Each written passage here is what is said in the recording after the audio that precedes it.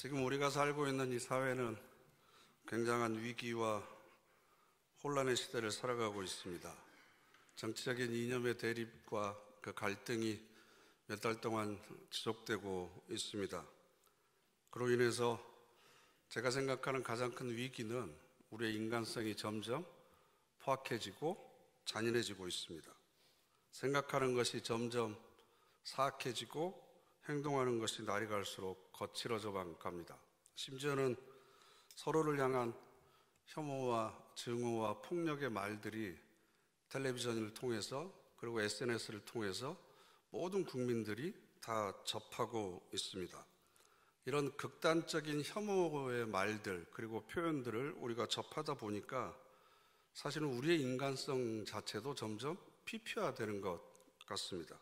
그래서 많은 사람들이 앞날에 대한 걱정으로 인해서 마음속 한구석에 불안한 마음을 품고 있고, 또 안정되지 못한 삶을 살다 보니까 여러 가지 우리의 입도 점점 거칠어지고 혼란스러운 상황을 맞이하고 있는 것 같습니다.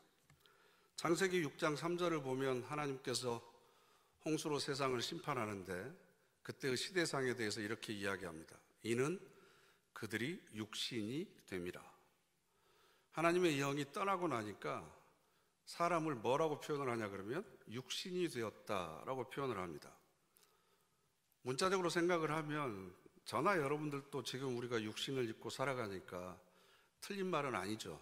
그러나 여기서 육신이라고 하는 단어가 이야기하는 건 동물적인 본능, 육신이 추구하는 본능적인 이기심과 탐욕만을 추구하고 그 만족만에 집중되어 있는 삶을 우리가 살아가고 있다라는 겁니다. 하나님의 형상을 상실해버리고 다른 사람을 생각하지 않고 자기의 육체적인 본능에만 충실히 살아가는 삶, 이것은 인간다운 삶이라고 할 수가 없는 거죠. 그러니까 홍수 심판은 사실은 인간에 대한 하나님의 심판이 아니고 하나님의 형상을 잃어버리고 사는 동물적인 육신의 삶에 대한 하나님의 심판이라고 할 수 있습니다. 이럴 때일수록 저는 우리 기독교가 자기 자리를 찾아야 된다라고 생각합니다. 저는 신앙생활이라고 하는 것을 존재의 연금술이라고 표현을 합니다. 굉장히 저는 매력적인 표현이라고 생각을 하는데요. 중세 때 연금술이 유행을 했습니다. 연금술이라고 하는 건 철이나 납이나 구리 같은 이런 비금속을 잘 조합해서 녹이면 금을 어떻게 만들 수 있을 것이다 생각해가지고 많은 사람들이 집중을 했는데요. 저는 우리 존재가 이런 연금술에 의해서 순결한 금으로 변화되는 것, 이게 바로 신앙 아닌가. 우리 안에는 여전히 미움과 증오와 분노와 같은 것들을 품고 살아가는데 지구상 혹은 인류 역사상 최고의 의사이신 예수 그리스도, 그분의 손길이 우리 영혼을 하이 터치 만져주시면 우리 존재 자체가 변화되어서 우리가 사랑의 사람으로, 배려의 사람으로 변하게 되지 않을까. 그래서 물 한 방울이 많은 전체를 변화시키듯이 우리 기독교인들이 빛과 소금의 삶을 살아가는 것이 이 시대의 대안이 아닐까. 너무나 추상적이고 모호한 얘기같이 들리지만 세상의 흥망성쇠는 인류 역사상 지금까지 계속 반복되었던 일입니다.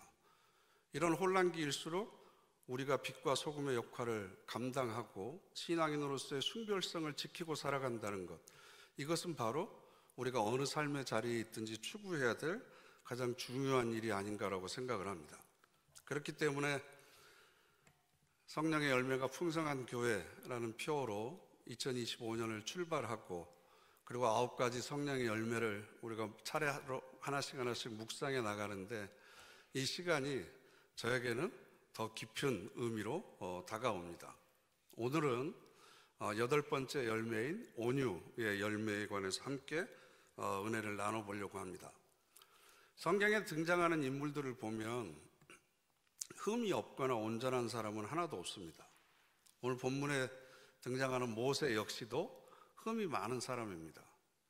또한 도덕적으로, 윤리적으로 볼 때도 결정적인 장애들이 있습니다. 또한 의인도 많습니다. 의인이 아닙니다.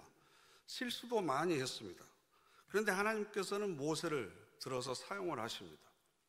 하나님께서 선택하시는 사람들을 보면 단점도 많이 있지만 하나님께서 기뻐하시는 덕목들이 다 한 가지씩은 있었던 것 같아요. 완벽한 사람을 하나님께서 사용하신다면 아마도 하나님 기준에 맞는 사람들은 아무도 없었을 겁니다. 99가지의 단점이 있다고 하더라도 한 가지의 덕목이 하나님의 마음에 들면 하나님께서는 그 사람을 들어서 사용을 하셨습니다. 저는 사랑이 바로 이런 거라고 생각합니다. 사랑을 하게 되면 다른 많은 단점보다도 한 가지의 장점이 그 마음을 사로잡습니다. 그리고 나머지의 단점에 눈 멀게 만듭니다. 그래서 그 사람을 사랑하는 거죠. 그런데 그 감정이 점점 식어지면 단점만 보이게 됩니다. 그건 그 사람 존재 자체가 변했기 때문이 아니고 내 안에 사랑의 샘이 말라버리게 된 겁니다. 주변에 있는 사람들의 흠이 보이거나 단점이 보이거나 결점이 보이면 야, 사람들이 안 좋아졌다, 이게 아니고 내 마음에 사랑이 식어가고 있구나. 하나님께서는 여전히 우리의 부족함과 연약함을 아심에도 불구하고 한 가지 장점만 있으면 그것을 보고 우리를 선택해서 사용하십니다. 예를 들면 아브라함도 보면 창세기 17장 1절에 하나님께서 아브라함을 이렇게 책망하십니다. 너는 내 앞에서 행하여 완전하라. 행동을 통해서 좀 완전함을 나한테 좀 보여봐라 라고 지금 질책하시는 겁니다. 허물이 많았습니다. 그런데 아브라함에게는 칭찬할 만한 점이 딱 한 가지가 있었습니다. 사도 바울도 로마서에서 이렇게 이야기하는데요. 로마서 4장 3절 말씀 우리 다 같이 함께 읽어보실까요? 아브라함이 의로 여기신 바 되었느니라. 아멘. 아브라함이 하나님을 믿었다. 믿음, 이거 한 가지만 보시고 아브라함을 믿음의 조상으로 세워주신 겁니다. 다윗도 어떻습니까? 다윗도 결정적인 잘못을 했죠. 그리고 수없이 많은 전쟁터에서 수많은 생명을 죽인 사람입니다. 그럼에도 불구하고 다윗에게는 하나님께서 기뻐하시는 한 가지의 덕목이 있었는데 그게 바로 겸손입니다. 겸손. 그래서 시편에 나와 있는 다윗의 여러 기도시를 한번 봐보세요. 얼마나 하나님 앞에서 겸손했는지. 그래서 하나님도 다윗을 일컬어서 내 종 다윗처럼 혹은 내 종 다윗은 이라는 표현을 굉장히 자주 사용을 하십니다. 특히 사무엘 상의 말씀을 바울이 인용해서 설교를 하는데요. 사도행전 13장 22절을 보면 이런 표현이 나옵니다. 다윗을 왕으로 세우시고 증언하여 이르시되 내가 이새의 아들 다윗을 만나니 내 마음에 맞는 사람이라. 내 뜻을 다 이루리라. 우리 이심전심 그러잖아요. 내 마음에 딱 맞는 사람이다. 나와 마음이 통하는 사람이다. 겸손하다. 이거 하나 가지고 다윗이 성군으로 이스라엘 백성들에게 추앙받는 임금으로 불릴 수 있었던 겁니다. 그런가 하면 오늘 우리가 읽은 모세는 온유한 사람입니다. 온유한 사람. 그런데 이 사건은 지금 이 시대의 윤리적 가치로 보면 잘 받아들이기 힘듭니다. 이때 모세의 나이가 100세가 넘었을 것으로 추정을 하는데요. 첩을 드립니다. 그런데 이 첩이 구스 지역, 지금으로 이야기하면 이디오피아, 그러니까 흑인 여종을 자기 첩으로 드립니다. 그런데 그때 당시에는 일부 다처제, 옛날에는 그랬는데 일부 일처 다첩제라고 이야기하는 게 맞다고 그러더라고요. 그러니까 어쨌든 부인이 있었음에도 불구하고 또 다른 소시를 드리는 거죠. 근데 그때는 일부 일처 다첩제가 허용된 시대였고 여종은 인격체가 아니고 주인의 재산 목록입니다. 그러니까 자기 마음대로 처분을 할 수가 있습니다. 그 시대의 시대적인 통념으로 보면 이건 결코 비방받을 일이 아닙니다. 그런데 미리암과 아론, 그의 형과 누나였던 아론과 미리암이 이것을 들고 비방을 합니다. 그러니까 아마 이 행위 자체가 문제라기보다는 그동안 모세만 지도자로서 행세하고 모세만 백성들로부터 존경과 그리고 사랑을 받는 것에 대한 질투심이 그 밑에 깔려 있었던 것 같아요.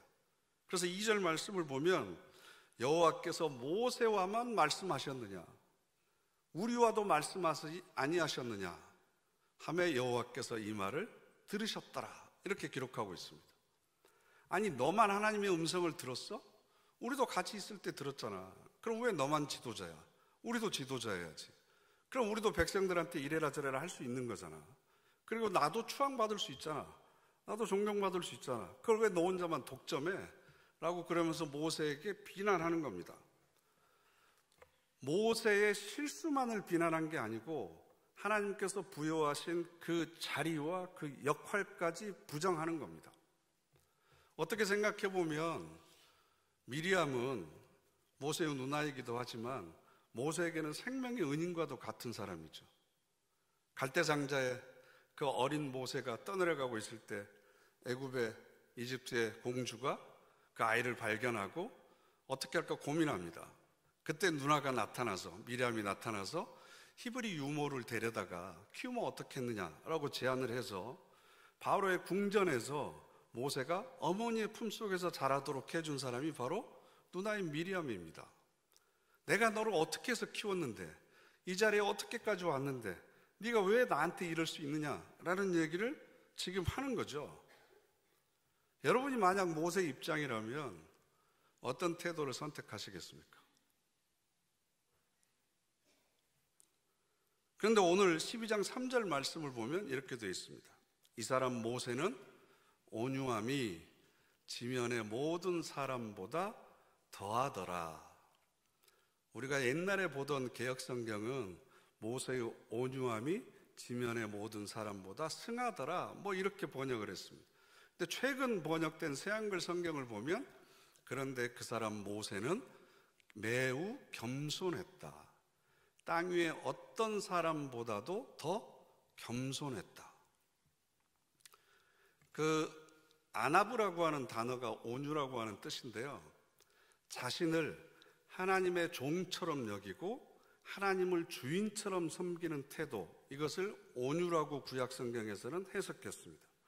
그런데 이 온유라고 하는 단어가 나중에는 하나님만 그렇게 주인처럼 섬기는 것이 아니라 모든 사람들을 주인처럼 그렇게 대하는 태도, 그래서 온유와 겸손은 동전의 양면처럼 혹은 쌍둥이처럼 항상 이렇게 붙어 나오는 개념입니다. 그런데 우리는 온유와 온순을 잘 구별하지 못합니다. 온유한 것은 능동적인 겁니다. 내가 선택한 겁니다. 근데 온순한 것은 수동적입니다. 내가 태어날 때부터 부여받은 성품입니다. 온유한 것은 연약한 것이 아닙니다. 강하기 때문에 부드러운 겁니다. 강하고 자신이 있기 때문에 혹은 내 안에 은혜가 충만하기 때문에 모든 사람들을 따뜻하고 부드럽게 대할 수 있는 겁니다. 오히려 사람들에게 강하게 대하고 모질게 대하는 사람은 가득 채워지지 않기 때문입니다. 영어로 미크니스 혹은 헬라어로 프로테스라고도 하는데요. 이 단어의 원래 의미는 진통제를 맞았을 때 쓰는 표현입니다. 그러니까 우리가 아팠을 때 진통제를 맞으면 어떻게 되죠? 마음도 편안해지고 생각도 여유로워지고 근육도 부드러워지잖아요. 그러니까 강한 바람이 아니고 우리의 땀을 식혀줄 수 있는 서늘하고 부드러운 바람, 이게 바로 온유함을 이야기한 겁니다. 힘이 없는 것이 아니고 비겁한 것이 아니고 충분히 할 수 있음에도 불구하고 강하기 때문에 오히려 부드러워지고 따뜻해지는 것을 의미합니다. 그런데 이 온유함이 성령의 열매인 이유는 하나님의 성품이기 때문에 그렇습니다. 사무엘하 22장을 보시면요, 주께서 또 주의 구원의 방패를 내게 주시며 주의 온유함이 나를 크게 하셨나이다. 하나님께서 구원의 방패를 통해서 나를 보호해 주셨고 나를 온유하게 대해 주셔서 따뜻하고 부드럽게 대해 주셔서 내가 이렇게 성숙할 수 있었습니다 라고 고백합니다. 뿐만 아니라 하나님의 아들이신 예수 그리스도께서도 스스로를 그렇게 표현하시잖아요. 나는 마음이 온유하고 겸손하니 나의 멍에를 메고 내게 배우라. 온유와 겸손은 동전의 양면처럼 항상 같은 개념이다라는 겁니다. 우리 몸을 비유해서 설명을 해보면 우리의 몸은 생명력이 충만해 있을 때는 굉장히 부드럽습니다. 그래서 여러분 태어난 지 얼마 안 되는 아이들 보면 요즘에는 지나가는 애들이라도 함부로 만지면 안 되잖아요. 근데 그 볼을 만져보면 이렇게 허벅지 같은 데 만져보면 얼마나 살갗이 부드럽고 연약하지만 얼마나 이렇게 따뜻합니까? 그 살갗처럼 부드러운 거. 그런데 아이가 성장해 가면 근육과 힘줄과 신경이 점점 딱딱해지고 점점 몸이 굳어져 갑니다. 굳어져 간다는 건 죽어간다는 겁니다. 사람의 마음도 마찬가지입니다. 영적으로 성숙한 사람, 하나님의 사랑으로 충만해 있는 사람은 항상 마음이 부드럽습니다. 이것은 물리적인 나이하고 전혀 관계가 없습니다. 그래서 에스겔 36장 26절을 보면 함께 읽어보실까요? 내가 너희에게 새 마음을 주고 새 영을 내가 너희 몸에서 돌덩이 같은 마음을 없애고 너희에게 살 같은 마음을 주겠다. 아멘. 돌덩이 같은 마음을 없애주고 어린아이의 살결 같은 그런 부드러운 마음을 우리에게 주겠다. 이 살 같은 마음, 이게 성령 충만하면 우리 모두에게 임하는 온유한 마음입니다. 여러분, 유능승강이라고 하는 말이 있는데요. 유연한 것, 부드러운 것이 강한 것을 이긴다라고 되어 있습니다.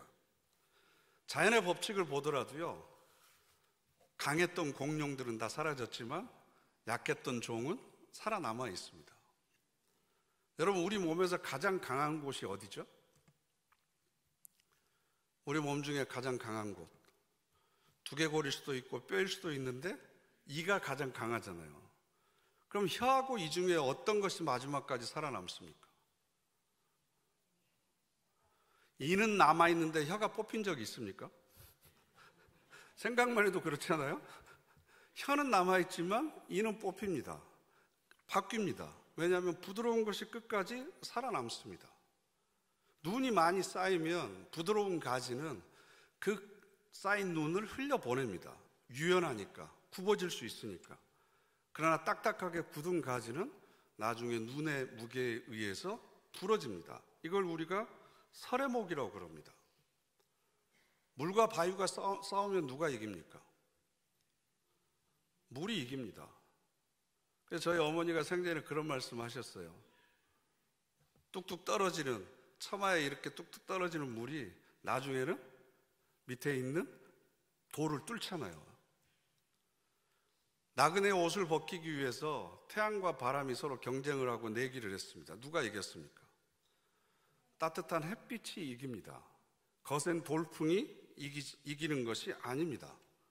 보리새우도 자라나면서 자신의 껍질을 계속해서 벗어야만 살아날 수 있습니다. 그런데 나이가 들고 성장을 하면 자기의 딱딱한 그 겉옷을 벗지 못해서 결국은 그 안에 갇혀 죽게 되는 겁니다. 사람도 마찬가지입니다. 우리가 육체는 나이가 갈수록 굳어지지만 우리 모두의 마음과 영혼은 하나님께서 주시는 새살로 부드러워지기를 간절히 바랍니다. 모든 나무가 세월이 오래됐다고 그래서 생명력을 잃어버리는 고목이 되는 것은 아닙니다. 저는 시편 92편에 있는 말씀을 참 좋아합니다. 의인은 종려나무같이 번성하며 레바논의 백향목같이 성장하리로다. 이는 여호와의 집에 심겼으며 우리 하나님의 뜰 안에 번성하리로다. 그는 늙어도 여전히 결실하며 진액이 풍족하고 빛이 청청하니. 아멘. 우리 원로 장로님들과 원로 권사님들이 연세를 많이 드셔도 몸은 굳어지지만 항상 여전히 결실하고 진액이 풍성하고 빛이 청청하시기를 간절히 바랍니다. 이건 물리적인 나이와 상관이 없이 우리 영혼의 상태를 이야기하는 겁니다.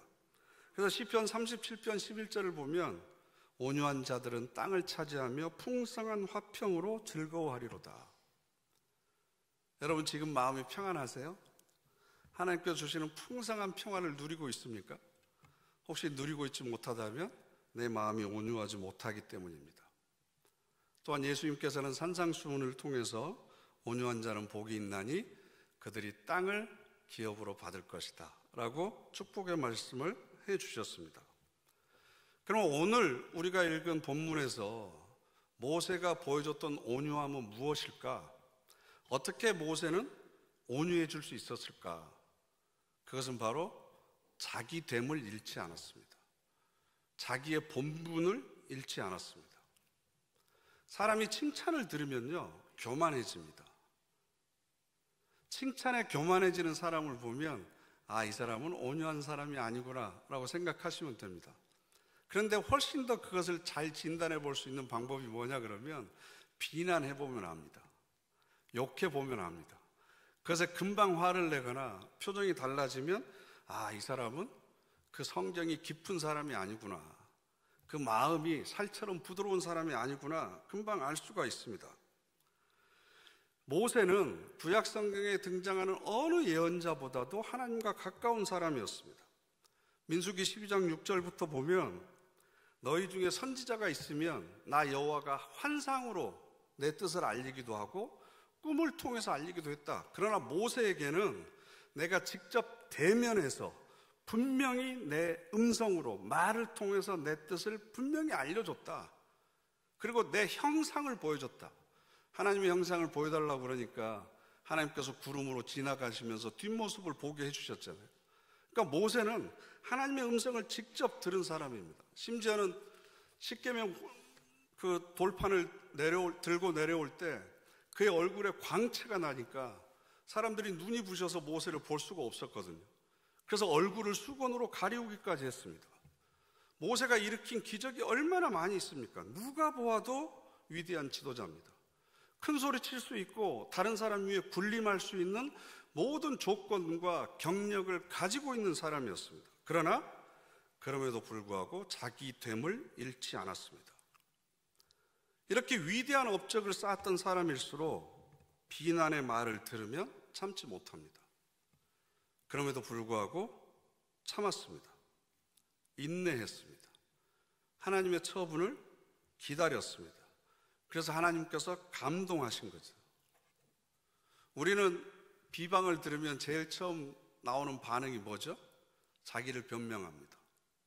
상황 핑계를 댑니다. 아니면 저 사람 때문이다. 책임을 전가합니다. 이것도 저것도 안 되면 나중에는 네가 뭔데 그래? 그러면서 오히려 상대방을 비방합니다. 여러분, 아론은요, 금송아지를 만들어서 하나님을 우상을 숭배했던 사람이에요. 그러면 모세보다 더 큰 죄를 지었던 거죠. 형이 옛날에 한 일을 생각을 해봐. 내가 그거 모를 줄 알아? 내가 지금까지 한 번도 안 들쳤잖아.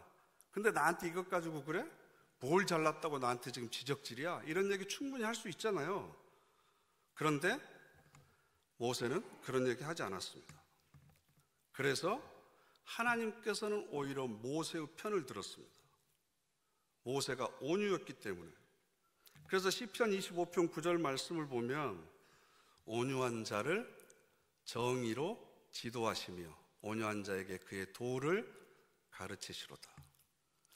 교만한 자는 말씀을 해도 들리지가 않습니다.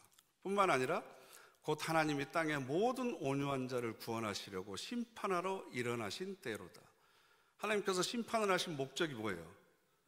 죄인을 처벌하시는 것보다 더 중요한 건 온유한 사람을 구원하시기 위해서 하나님께서는 심판하신다 이겁니다. 어떤 삶의 자리에 있든지 내 본분을 잃지 않는 게 중요합니다.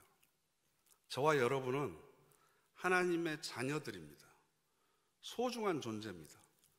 다른 사람의 칭찬이나 다른 사람의 비난에 의해서 내 존재 가치가 결정되는 것이 아닙니다. 하나님의 시선으로 나를 항상 바라보는 게 중요합니다. 내가 큰 일을 했다고 해서 큰 사람이 되는 게 아닙니다. 전에도 말씀을 드렸지만 나귀가 왕을 태우고 가니까 백성들이 절을 합니다. 그러면 백성들이 절을 한 게 나귀한테 절한 겁니까? 등에 태운 왕에게 절을 한 겁니까? 그런데 나귀가 자기한테 절했다고 착각해서 자기가 왕처럼 행세하려고 하면 어떻게 되겠습니까? 제가 여러분들로부터 존중을 받고 존경을 받고 대접을 받는 이유는 제가 여러분들보다 크고 위대하고 잘나서가 아니고 하나님의 사역을 하기 때문에 여러분들이 저를 존중해 주는 거죠. 그런데 내가 잘나고 내가 위대하고 똑똑한 것인 것처럼 착각하면 그것은 교만에 빠지는 겁니다. 여러분도 마찬가지입니다.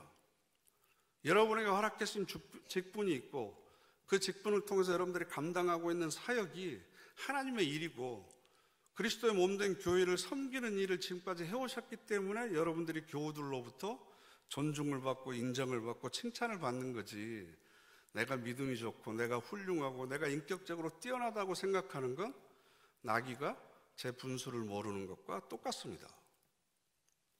모세도 마찬가지입니다. 사람들의 시선에 의해서 내 존재 가치가 평가되는 게 아니다. 사람들이 칭찬한다고 해서 내가 갑자기 큰 사람이 되는 것도 아니고, 사람들이 나를 비방한다고 해서 내가 갑자기 낮아지는 것이 아니다. 하나님 앞에 내가 어떤 자세로 서 있는가, 그것만을 생각하는 겁니다. 그게 바로 온유함입니다. 자기됨을 잃지 않는 겁니다. 이스라엘의 초대 왕이었던 사울은 겸손했습니다. 그래서 하나님께서 사울을 왕으로 삼으셨습니다. 그런데 몇 년 지나지 않아서 마치 자기가 왕인 것처럼, 자기가 능력이 있어서 왕이 된 것처럼 교만했습니다. 그래서 하나님께서는 사울을 버리셨습니다. 사도행전 3장을 보면 베드로와 요한이 기도할 시간이 돼서 성전으로 기도하러 올라가다가 나면서부터 안진뱅이가 된 사람을 고쳐줍니다. 나사렛 예수 그리스도의 이름으로 명하노니 일어나 걸어라. 그래서 고침을 받죠. 그랬더니 12절을 보니까 사람들이 신이 나타났다고 칭송합니다. 이스라엘 사람들아, 이 일을 왜 놀랍게 여기느냐? 우리가 개인의 권능과 경건으로 이 사람을 걷게 한 것처럼 왜 우리를 주목하느냐? 내 능력으로 일을 한 것처럼 왜 나를 높이려고 하느냐? 왜 나를 신처럼 떠받드느냐? 그러면서 16절에 이렇게 얘기합니다. 그 이름을 믿음으로, 그 이름이 너희가 보고 아는 이 사람을 성하게 하였나니 예수로 말미암아 난 믿음이 너희 모든 사람 앞에서 이같이 완전히 낫게 하였느니라. 예수 그리스도 그 이름의 능력이 이 사람을 고친 거지 내가 고친 게 아니다. 나를 지으신 하나님께서 나를 사용하셔서 이 일을 하신 거지 내가 한 게 아니다. 내 안에 계신 그리스도께서 나를 사용하셔서 이 일을 한 거지 내 능력과 내 경건으로 이 일을 한 것이 아니다. 그러면서 하나님 앞에 자신을 겸손하게 낮추는 것, 이것은 온유한 사람만이 선택할 수 있는 성령의 열매입니다. 나의 나됨을 잃지 않는 것, 하나님 앞에서 항상 겸손한 자세로 살아갈 뿐만 아니라 사람들을 겸손한 자세로 섬길 수 있는 것, 이게 바로 온유한 사람만이 보여줄 수 있는 삶의 태도입니다. 요즘에는 너무나 자기 주장들이 많습니다. 자기가 옳다고 이야기합니다. 그 옳음만을 주장하는 것이 아니라 상대방을 향한 혐오와 비난과 증오의 말들이 너무나 넘쳐나고 있습니다. 그래서 모든 사람들의 영혼이 쓰레기로 가득 차 있습니다. 우리의 마음이 정화되지 못하고 항상 불안과 염려 가운데 살아가고 있습니다. 이럴 때 우리들의 마음을 깨끗하게 정화시킬 수 있는, 그 존재의 연금술을 일으킬 수 있는 사람은 바로 성령 충만한 사람입니다. 그 성령의 열매를 가득 품고 있는 사람만이 자기 자신을 정화시킬 뿐만 아니라 그 사람이 몸담고 있는 공동체와 이 나라와 민족을 변화시킬 수 있는 작은 마중물의 물 한 방울이 될 수 있습니다. 이런 시대적인 사명을 깨달으시고 하나님 앞에서 성령의 충만한 열매를 맺는, 특별히 온유의 열매를 이번 일주일 동안 많이 맺는 저와 여러분 되시기를 간절히 바랍니다. 기도하겠습니다. 이 시간 우리 다 같이 합심해서 결단의 기도 드리기를 원합니다. 주님, 주님의 온유와 겸손을 배우기를 원합니다. 하나님의 능력과 영광을 가로채는 것이 아니라 자기됨의 자리를 잃지 않게 하여 주시고 많은 사람에게 은혜와 사랑을 흘려보낼 수 있는 겸손의 자리로 저를 세워 주시옵소서. 나의 원대로 마옵시고 아버지의 원대로 하옵소서라는 그 주님의 온유함과 겸손함을 배워서 이 땅을 기업으로 얻는 복을 누리게 하여 주시옵소서. 우리 다 같이 결단의 기도 함께 드리겠습니다. 거룩하신 하나님, 주님 없어야 저들이 세워지기를 원합니다. 저희들을 통해서 맺고 싶어 하시는 그 온유함의 열매를 저희들이 온전히 맺기를 원합니다. 주여 복의 복을 더하여 주시옵시고 우리들의 심령을 온전히 정하여 주시옵소서. 깨끗하게 하시고 성결케 해주셔서 인도하여 주시옵시고 주의 성령의 능력으로 저희들이 정결함을 얻을 수 있도록 인도하여 주옵소서. 그런 것들이 지켜나가기를 원합니다. 마음속에 쓰레기들이 정화되기를 원합니다. 인도하여 주시옵시고 성령께서 함께 주시옵소서. 인도하여 주시옵소서. 인도하여 주시고 주시옵소서.